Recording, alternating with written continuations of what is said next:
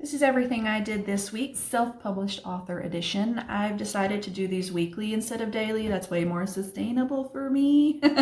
Stick around to the end because I'm going to talk to you about how much I've made, how much I've spent, where my biggest expenses have been, and I think it'll be helpful for you if you're looking to do self-publishing, especially children's books. Okay, I have 4 books at play right now. 2 of them are officially published.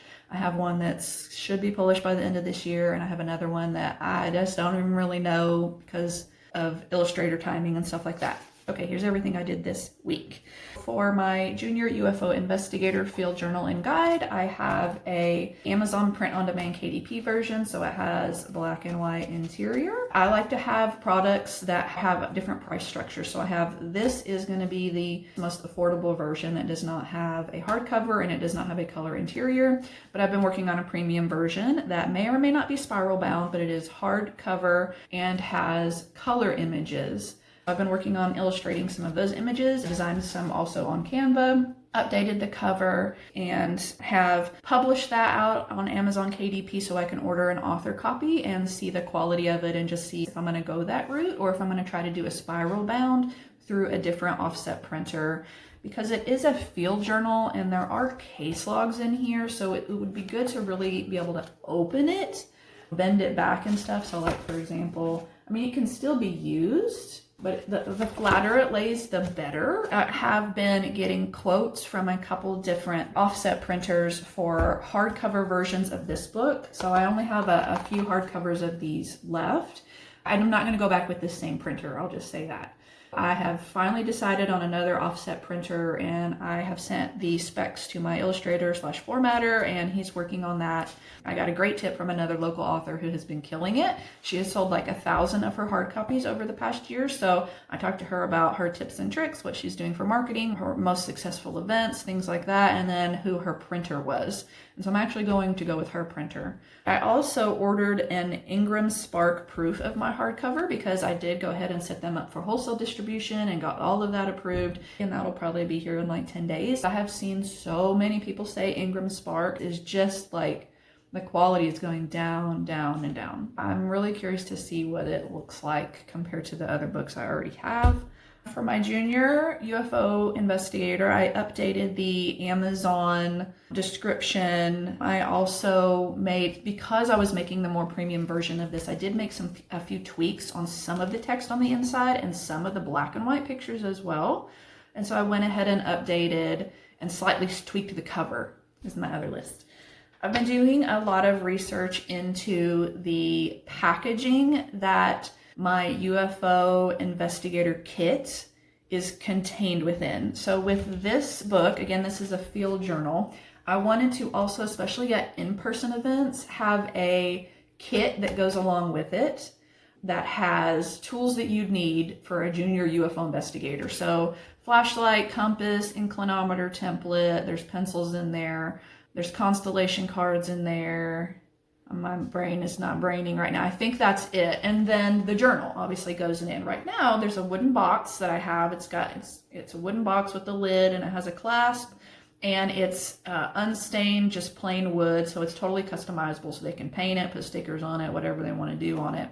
And I really like that, but I cannot find a good size of a box that I can order in bulk for a reasonable price that all of that fits in, plus the journal. The journal doesn't fully fit in very well, and it could if you shoved it in there, but that's not great, right?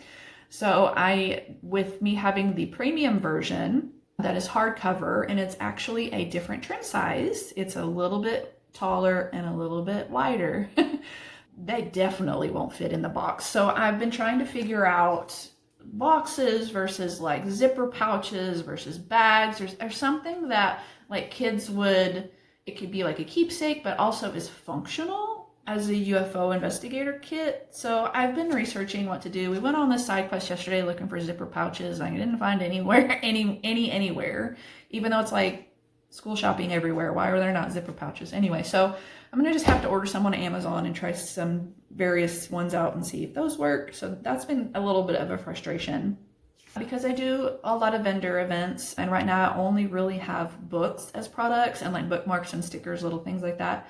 I want to expand my product line with this picture book, especially because I have the kits for this, but I don't really have anything for this.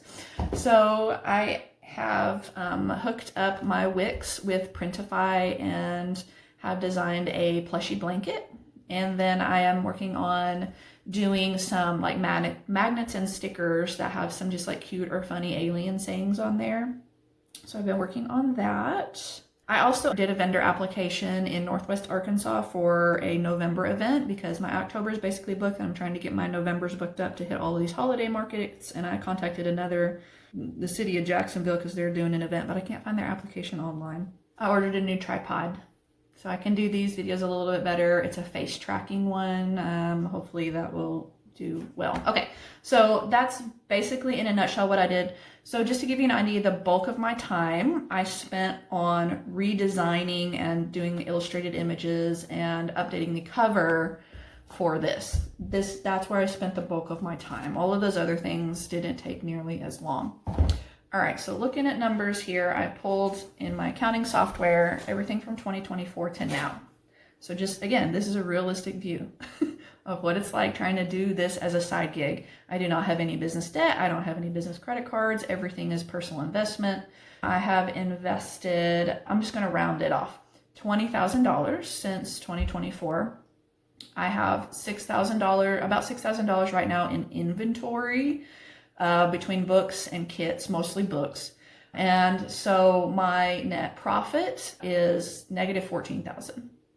Now, just to give you an idea of the bulk of where my expenses have gone, and that makes it sound like I haven't made any money. I have made about $600, okay, because that's between KDP and in-person events.